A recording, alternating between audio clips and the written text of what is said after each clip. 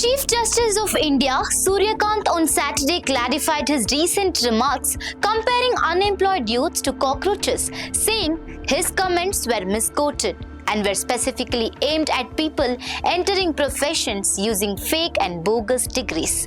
In a statement issued after the remarks triggered controversy, Chief Justice of India Surya Kant said he was distressed by how a section of the media had reported his observations made during the hearing of what he described as a frivolous case. He clarified that his criticism was directed at individuals who had entered professions such as the legal field using fake qualifications. He added that similar people had also entered the media, social media, and other professions, describing them as parasites. Rejecting claims that he had targeted Indian youth in general, the Chief Justice of India said such reports were totally baseless. He added that he was proud of India's youth and considered them the pillars of a developed India.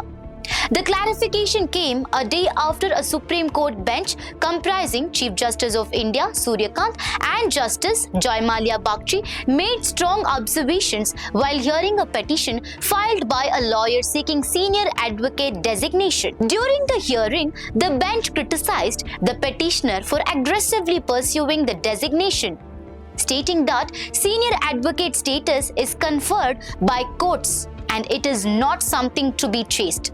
Referring to the petitioner's conduct and social media activity, the Chief Justice remarked that some people attack the system through the media, social media, and activism. The bench also raised concerns about fake law degrees in the legal profession and observed that the Bar Council of India was unlikely to act strongly because it needs their votes. Following the court's observations, the petitioner apologized and sought permission to withdraw the plea, which the court allowed.